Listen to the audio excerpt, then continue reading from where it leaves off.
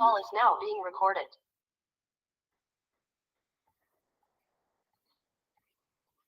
Hola chicos, ¿cómo andan? Bueno, ahora sí, vamos a empezar con lo que es tuberculosis, la otra enfermedad infecciosa pulmonar que nos quedaba para ver. Es cortito, tienen que saber muy lo puntual, así que bueno, ahí presento el Power y arrancamos.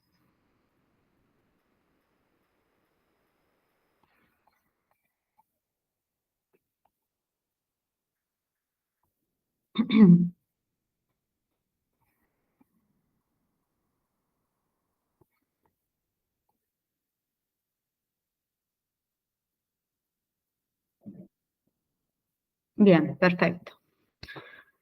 Bueno, ahora sí, entonces, vamos a empezar.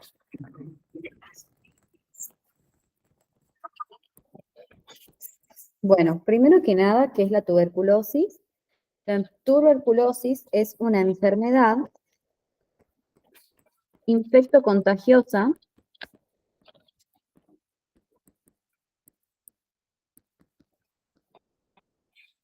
causada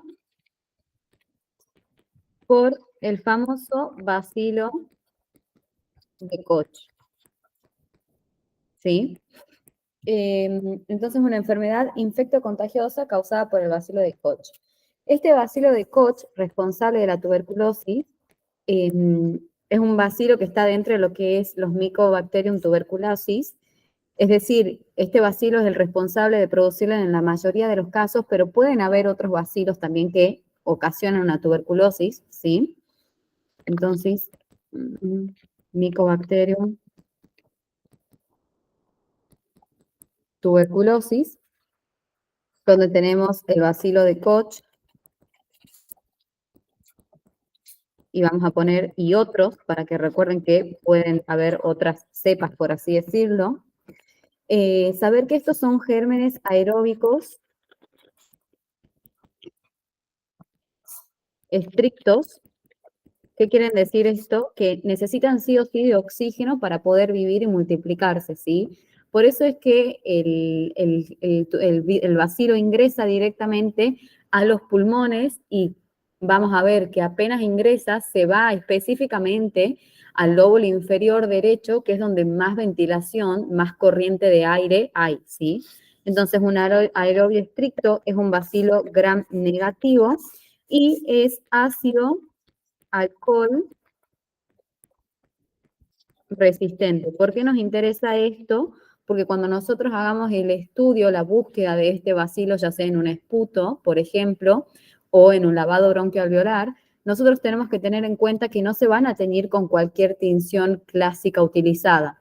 Es así que nos lleva a usar lo que es la tinción de Ciel-Nielsen para que podamos descubrir el mismo, ya que es un ácido alcohol resistente.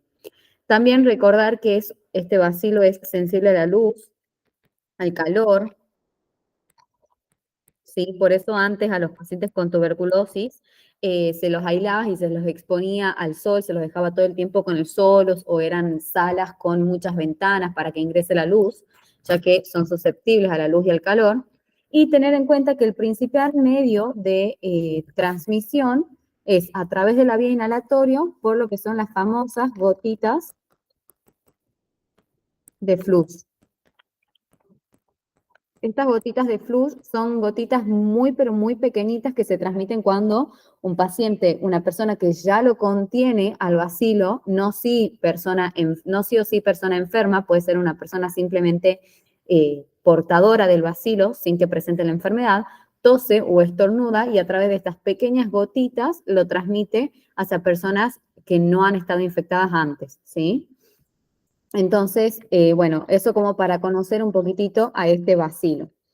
En cuanto a la epidemiología, tener en cuenta algo que siempre que a ustedes se les presente un paciente con tuberculosis, sí o sí tienen que ir a buscar y a descartar la presencia de VIH concomitante. Son dos enfermedades que están íntimamente relacionadas. Paciente que tiene HIV, voy a descartar que no tenga una tuberculosis. Paciente que tiene tuberculosis, voy a descartar que no tenga un HIV de base, ¿sí? Son dos enfermedades que van muy de la mano. De hecho, la tuberculosis es la segunda causa de muerte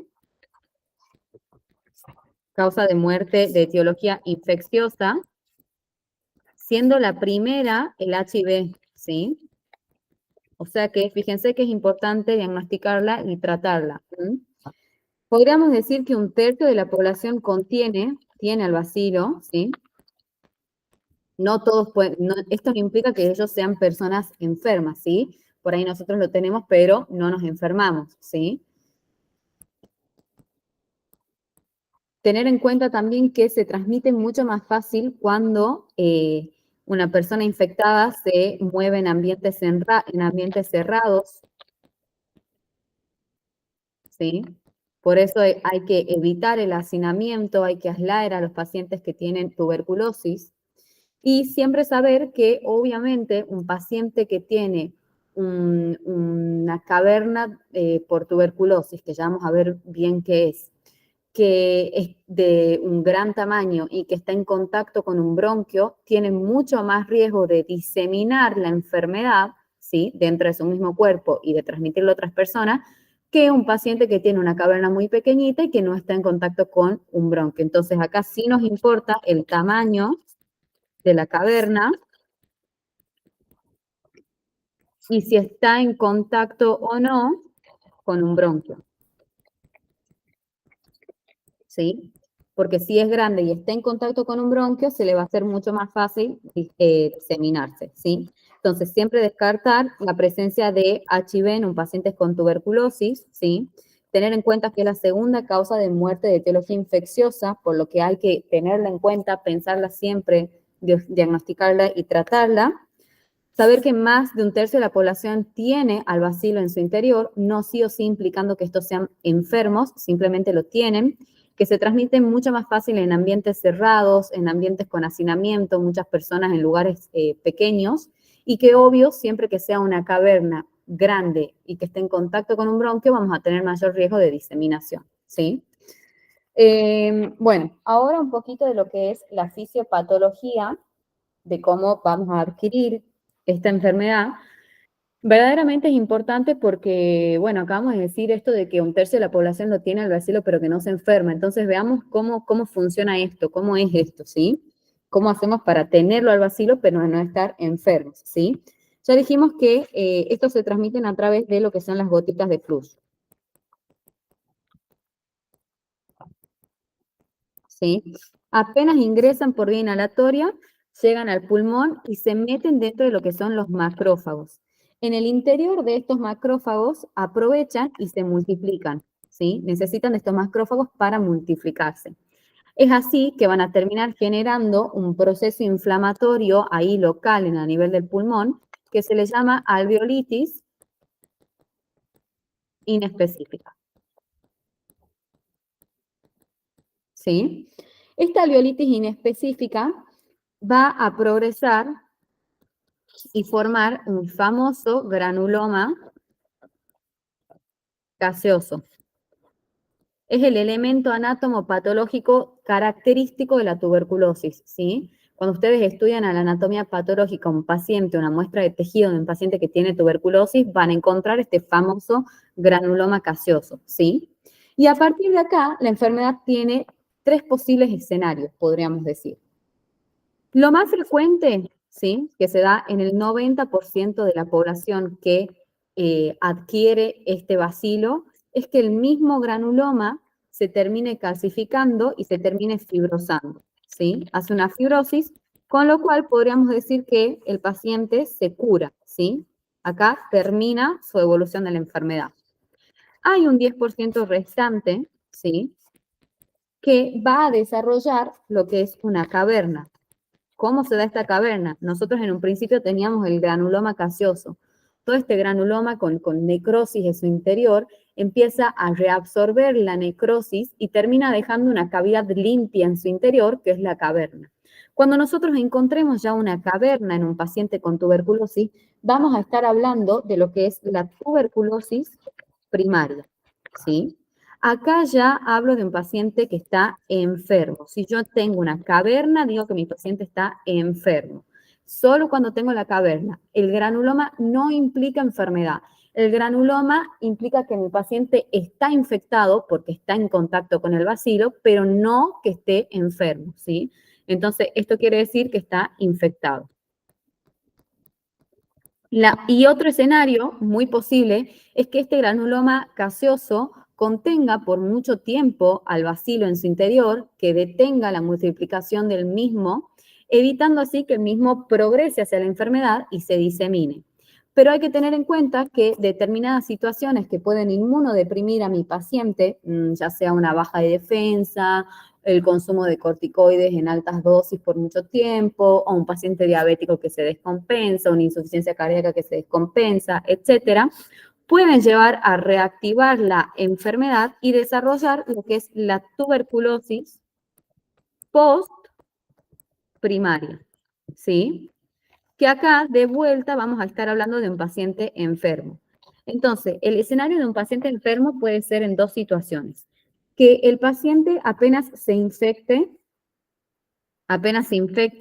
desarrolle estaliolitis inespecífica, genere el granuloma gaseoso y sea uno de ese 10% de la población que desarrolla en la caverna al toque roque, es decir, dando una tuberculosis primaria ahí nomás, que ya va a estar enfermo, o que logre este paciente que está infectado contener la infección a través de un granuloma por mucho tiempo, dejando la enfermedad latente, así se le dice, y que en alguna situación en la cual él se inmunodeprima, desarrolla la enfermedad, llamándose acá tuberculosis postprimaria, ¿sí?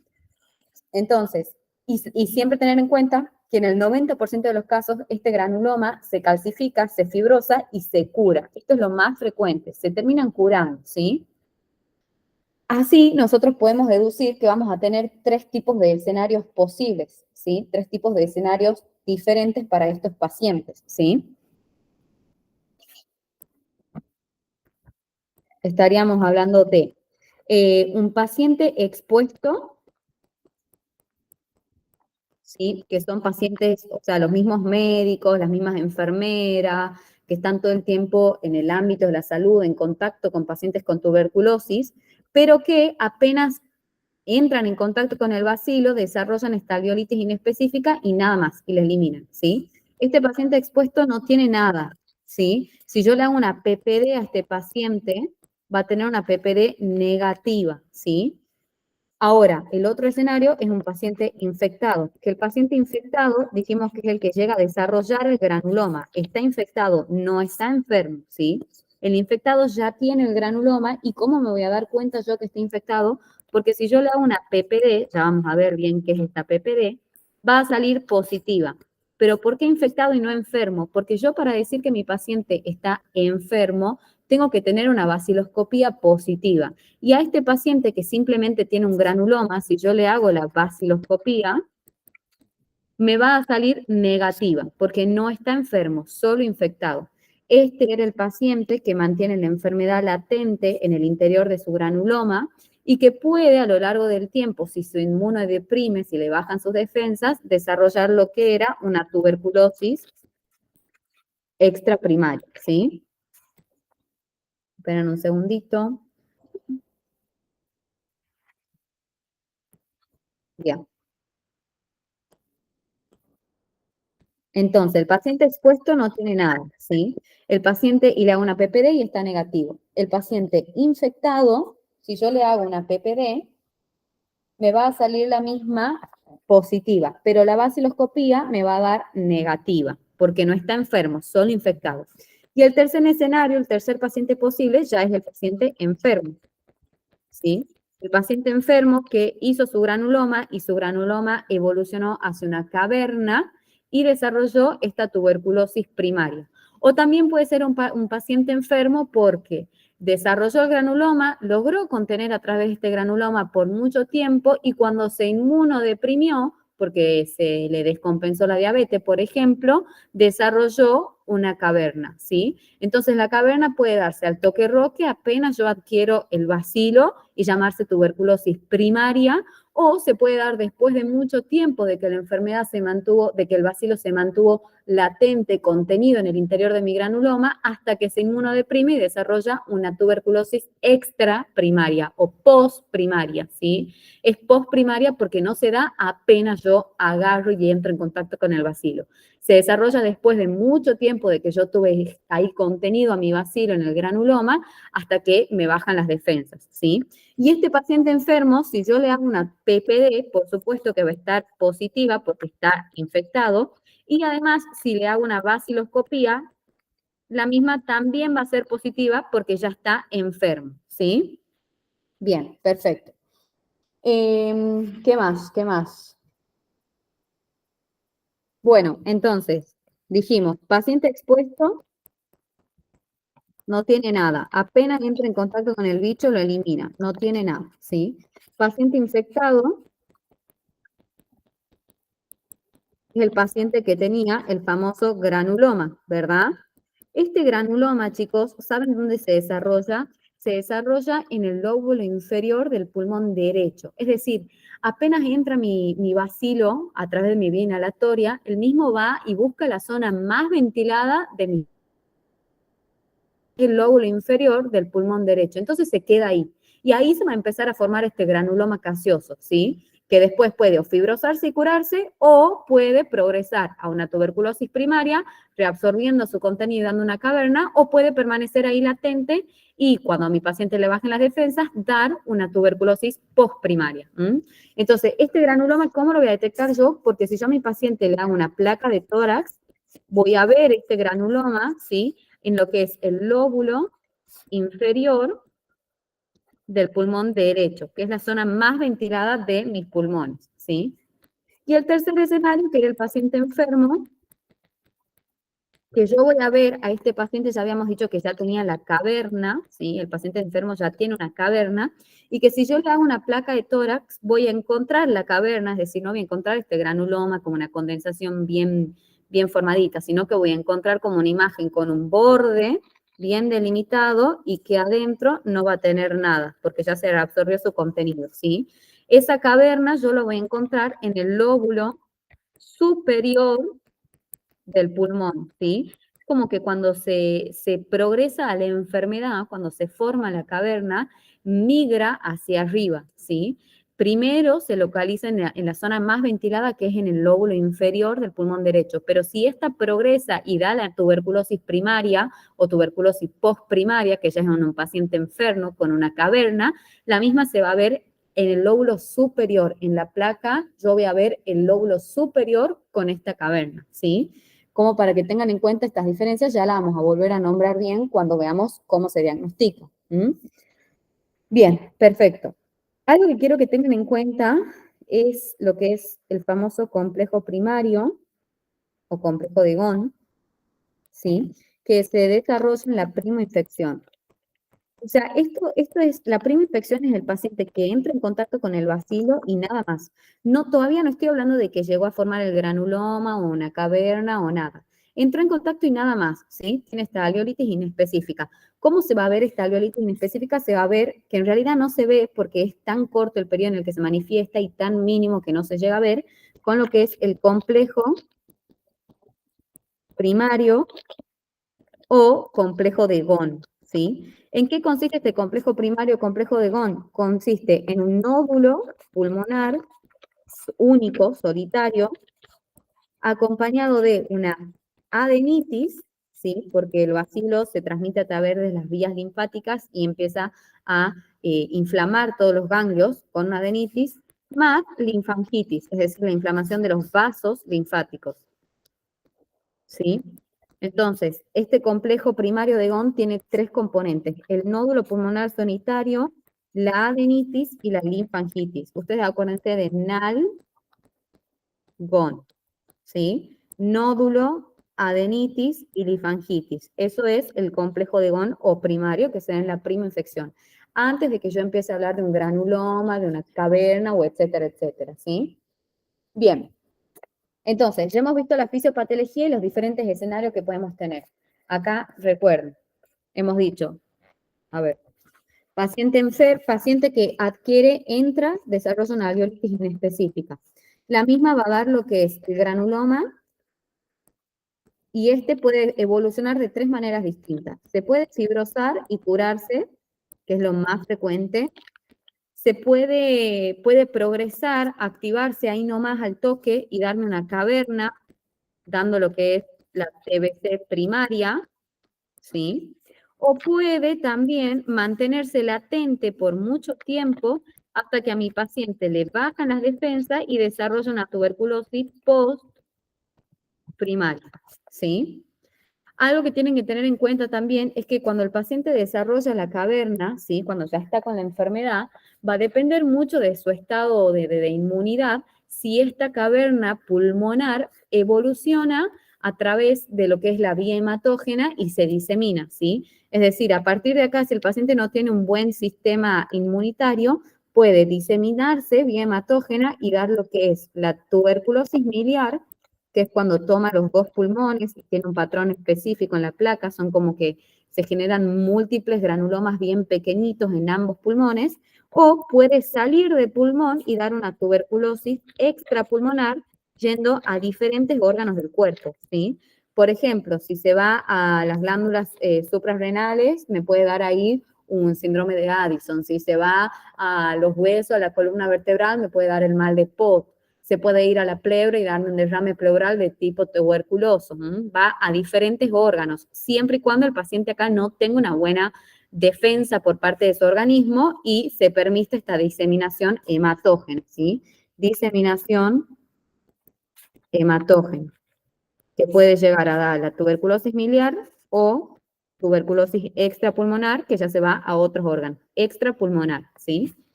Bien, veamos un poquito de lo que es la clínica, ¿sí? El cuadro clínico va a variar, ¿de acuerdo a qué? Y bueno, de acuerdo a los 3 escenarios que acabamos de hablar, los 3 escenarios posibles, ¿sí? Habíamos dicho que generalmente la primoinfección no se manifiesta. Tiene este complejo primario de Nalgón que apenas se lo puede ver o ni siquiera se lo ve muchas veces en la radiografía y nada más, ¿sí? Y de ahí, si desarrolla una tuberculosis primaria, es decir, forma el granuloma y al toque hace una caverna, que era una tuberculosis primaria, puede manifestarse con el mismo granuloma, que yo lo voy a ver en la placa de tórax, que habíamos dicho que se lo veía en el lóbulo inferior, porque se va al lóbulo inferior derecho, que es la zona más ventilada. Puede manifestarse también con un derrame pleural, puede ser asintomático, muchas veces asintomático, o tener una pequeña febrícula y nada más, ¿sí? Ahora, cuando hablamos de una tuberculosis postprimaria, que es el paciente que tuvo este granuloma por mucho tiempo, conteniendo el bacilo, impidiendo su replicación, pero que le bajan las defensas y de repente se reactiva la enfermedad, eso tienen que tener en cuenta. La tuberculosis postprimaria no es porque el paciente se reinfecta, no es porque vuelve a entrar en contacto con otro bacilo y vuelve a ingresar, no. El bacilo siempre estuvo adentro del paciente. Lo que pasa es que se reactiva. El bacilo estaba dormidito en el interior del granuloma. Bueno, cuando al paciente le bajan las defensas, de repente, ¡pum!, se activa y se manifiesta la enfermedad. Es por una reactivación, ¿sí? Bueno, esta tuberculosis postprimaria sí va a tener mucho más clínica, ¿sí? Muy importante, da un síndrome febril prolongado, paciente con fiebre de más de 15 días, ¿sí? Que se acompaña de sudoración nocturna.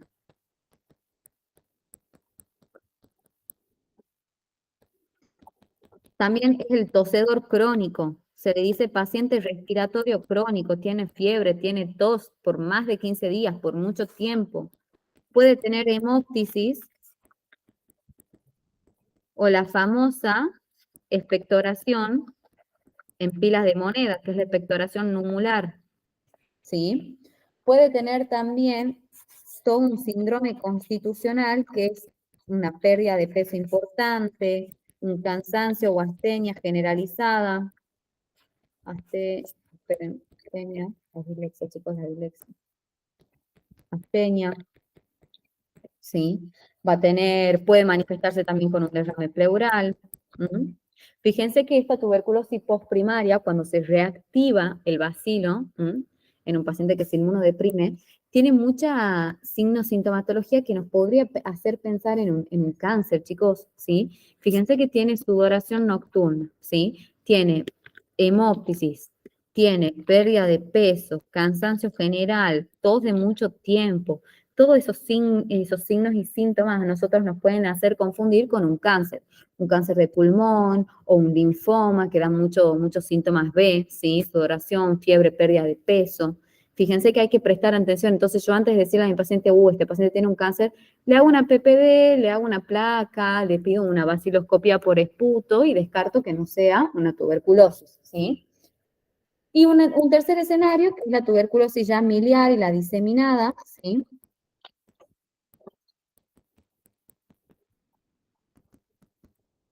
Que si está diseminada, o sea, dando una tuberculosis extrapulmonar, vamos a poner extrapulmonar mejor,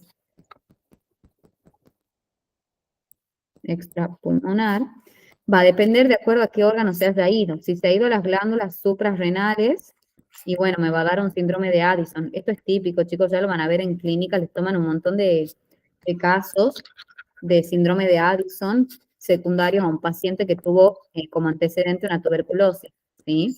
Si se va a lo que es los huesos, puede desarrollarme lo que es el mal de Pott, típico en la columna vertebral, ¿sí? Si se va a lo que es la pleura, me puede dar el derrame pleural típico, me puede dar un cuadro gastrointestinal si se va a los intestinos, ¿sí? Va a depender de a qué zona de diferentes órganos vaya tomando. Y la tuberculosis miliar es cuando te están comprometidos ambos pulmones, ¿sí? Voy a tener un patrón en migas de mijo, es como migas de pan, así se le dice, porque ustedes en la radiografía van a ver un montón de nodulitos, ¿sí? Un montón de nodulitos en ambos campos pulmonares, ¿sí? No es una sola caverna bien formada en el lóbulo superior o, no sé, o una sola, esperen que lo vuelvo a presentar, no es una sola caverna en el lóbulo superior bien formada, sino que esto se manifiesta en ambos pulmones como múltiples granulomas bien pequeñitos, ¿sí? Entonces acá tenemos la TBC primaria, con pocos síntomas, con el granuloma en el lóbulo inferior, el derrame pleural o asintomático, la TBC postprimaria, bien sintomática, diferenciada de un cáncer, y la tuberculosis miliar, ¿sí? Y ahora seguimos entonces con lo que es, bueno, diagnóstico y tratamiento, ¿sí?